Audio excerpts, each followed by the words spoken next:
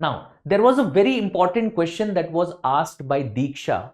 The question was primarily related to is institutional pressure group permitted by law? Okay. So let's try and use this particular slide to answer the question that she had asked. Okay. It's an important question. Is institutional pressure group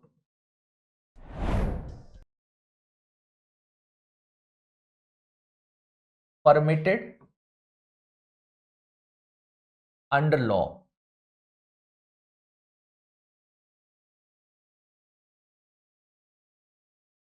Is the institutional pressure group permitted under the law? Okay. Now, because we have taken an example of civil servants, so let's continue with this very example itself. Now, when it comes to civil servants, there is a specific right that civil servants have. When we compare it to the right that the citizens have, there is certain limitations that we find there. What do I mean? Now we know that Article 19 of the Indian Constitution, Article 19 of the Indian Constitution does provide something called as the right to association. The fundamental right to association.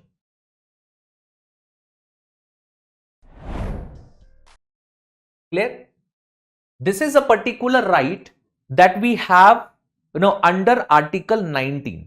To be more appropriate, Article 19 clause 1 subclause C.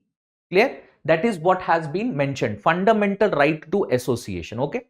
Now, when we look at this fundamental right to association, you have to understand that this is a right which is not enjoyed equally by civil servants and citizens. So for citizens,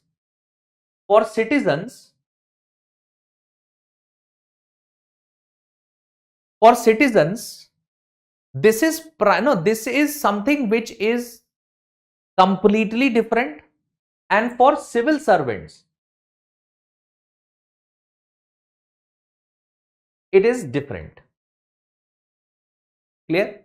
No, Diptish, when you say right to peacefully without weapons, we are not talking about right to assembly here.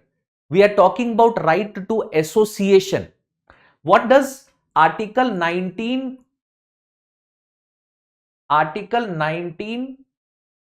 clause 1 subclause C, what does it say?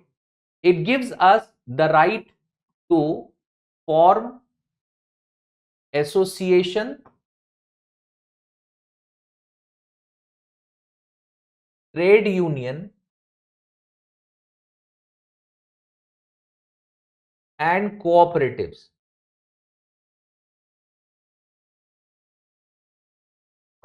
है ना? We are talking about this particular, not Article 19(1) clause B, which is right to assembly. That's a different thing. Okay.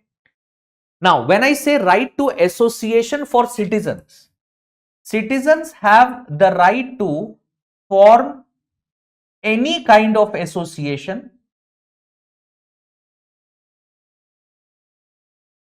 any kind of association. They have what? They have the right to form any kind of association. They have the right to form any kind of association. Now, the nature of this association can be economic. The nature of this can be social. It can be, it can be literary, etc., etc. That means any form of association citizens can form. Yes, it should not be in contradiction to law. Only restriction is what? Only restriction that is there is that this association that you are forming should not be in contradiction to law.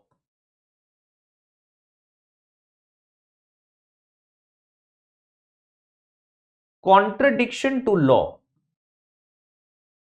It should not be in contradiction to law. Okay. Now, when it comes to civil servants, when we talk about civil servants, now this is different in terms of civil servants because the constitution itself imposes certain restrictions on what civil servant and which kind of association civil servants can be a part of. Okay. So as a civil servant, there is something called as code of conduct.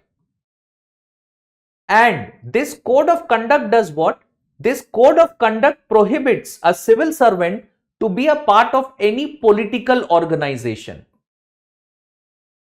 So as a civil servant, you cannot, neither you can be a member of any political associations, nor will you nor do you have the right to form a political association. Okay.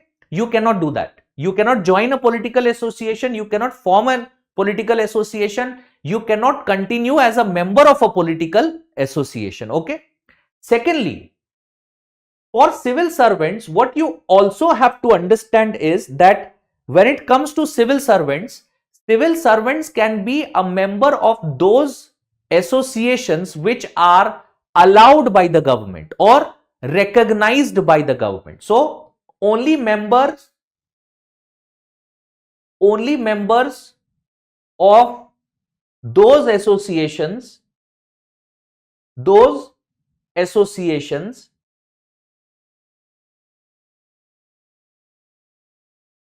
which are recognized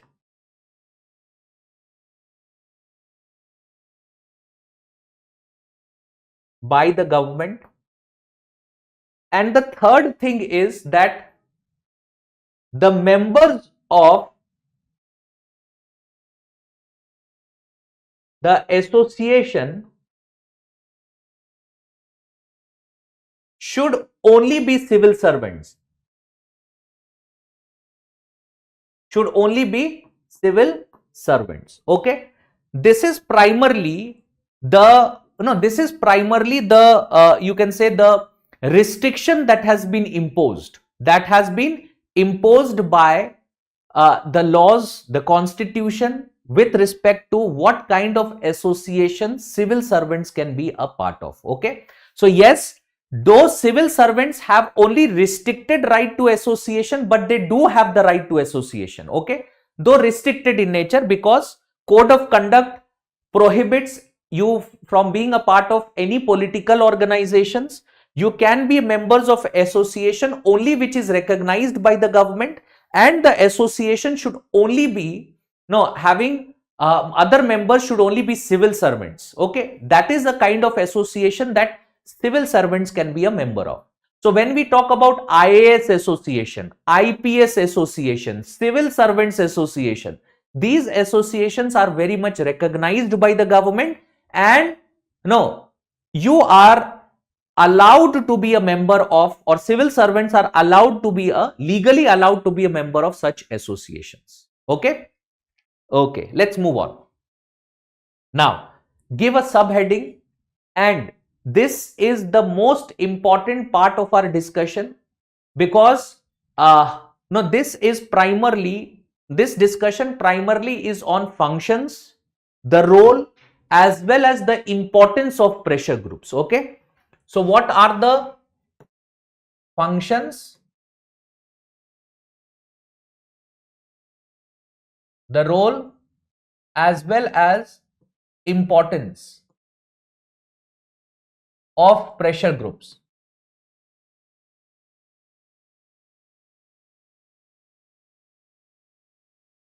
We are going to take up this discussion now. Okay, very important.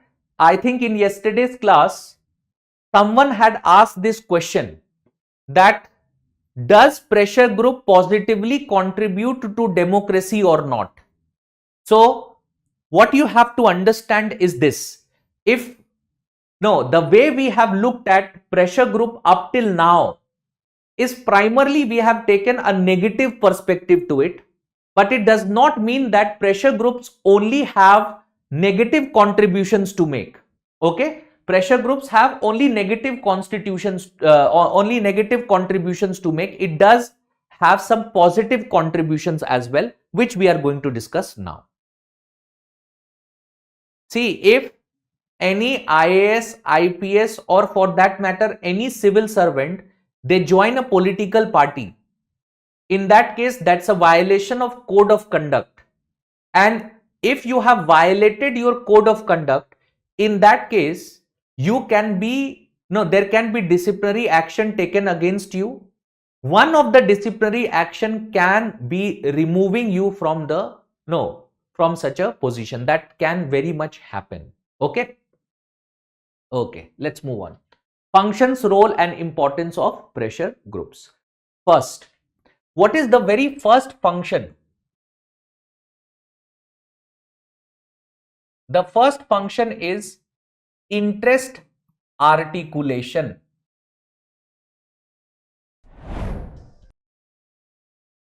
The very first function is what? Interest articulation. Obviously, after resigning from IAS or civil services, you can obviously join any political party. Then you are a normal citizen. You will enjoy all the rights of a normal citizen. Okay. Interest articulation. Dekho, we have seen that pressure groups represent the interest of a particular section. So, one of the most important contributions, one of the most important functions that pressure group performs is that pressure groups represent the interest of a certain section, allowing those who are decision makers or the policy makers, they are now aware about what are the interests of a particular section. It allows for that. Okay, so interest articulation is very it's the most important function, the most important role which is played by a pressure group. Okay, write this down. Pressure group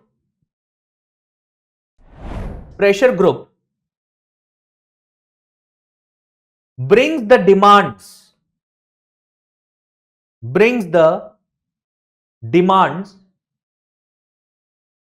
and needs of the people, demands and needs of the people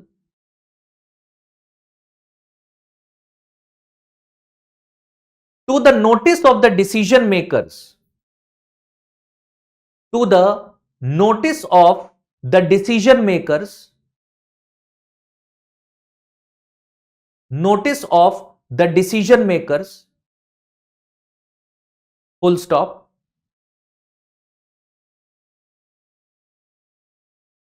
The process by which the claims of the people, the process by which the claims of the people,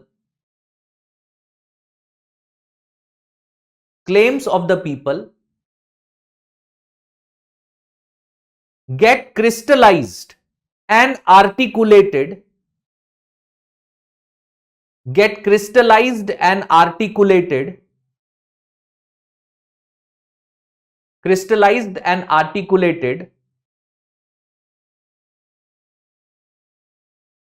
is called interest articulation. ठीक है, example से समझो. देखो, farmers है, उन्होंने एक pressure group बना लिया. प्रेशर ग्रुप क्या है? सपोज फार्मर, एक पर्टिकुलर फार्मर एसोसिएशन. ठीक है, अब ये फार्मर एसोसिएशन क्या करेगा? दे वुड आउटलाइन और articulate the interest of, they would articulate the interest of farmers, which will be brought to the notice of the decision makers.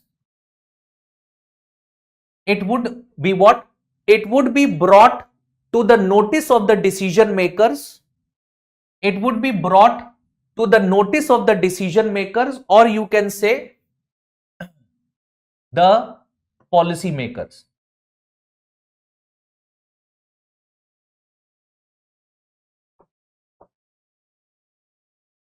It would be brought to the notice of the decision makers or policy makers.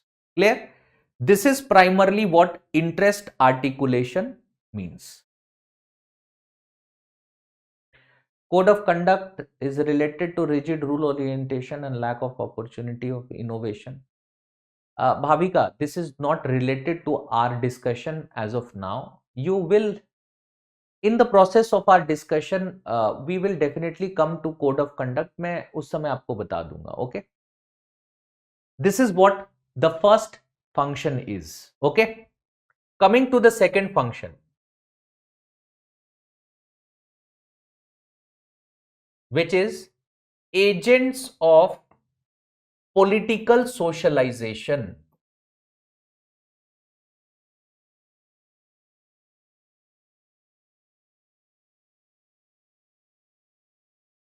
Very, very important. It is what? The pressure groups act as agents of political socialization. The pressure groups that are there, they do what? They act as agents of political socialization. They act as agents of political socialization. First write this down and then I'll explain. So what is meant by political socialization?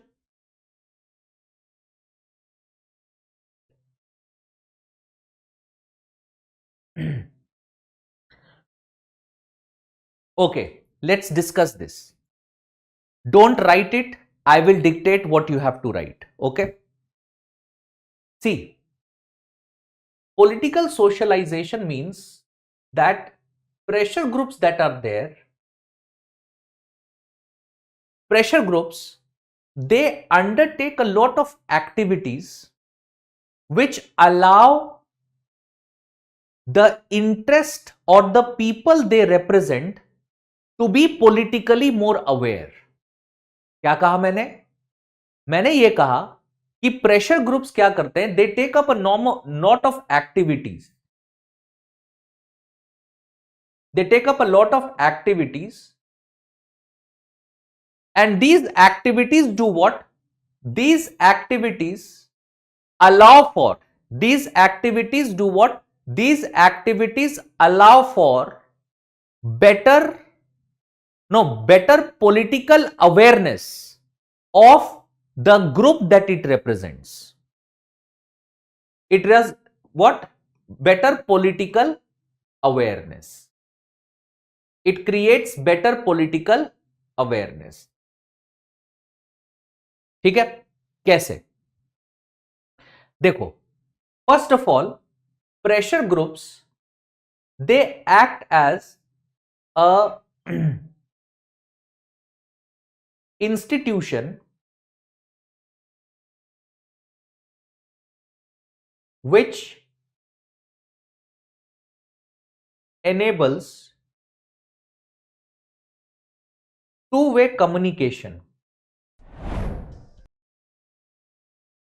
Two-way communication between people and the government. That is one specific role that it plays. क्या करते हैं? एक ऐसा institution जो लोगों को represent करते हैं और लोगों के बिहाफ पर गवर्नमेंट से कम्युनिकेट करते हैं.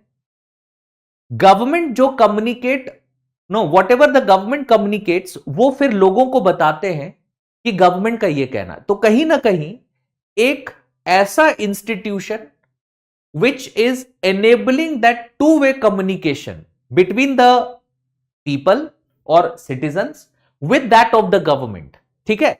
Between the people with that of the government, that two-way communication is enabled. And this is done by whom? This is done by pressure groups. पहला, यानी लोगों को पता होता है कि गवर्नमेंट क्या चाहती है या गवर्नमेंट की क्या पॉलिसीज है. That awareness is created by pressure groups. ठीक है. Secondly, pressure groups also play a very important role in the legislative process. Role in what? Role in legislative process.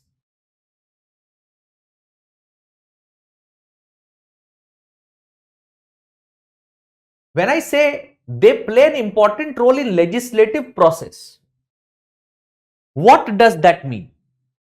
So, pressure groups do what? They inform the legislators what is the interest of the people. They do what? They inform the legislators what exactly they inform the legislators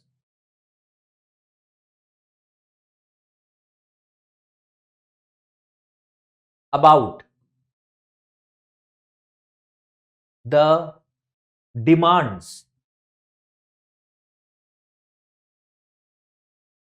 They do what? They inform the legislators about the demands of the people. So whether people want a specific kind of law, whether people they want any form of amendments, what kind of policies they want, all of this is what? All of this is provided, all of this is specifically informed to the legislators by the pressure groups.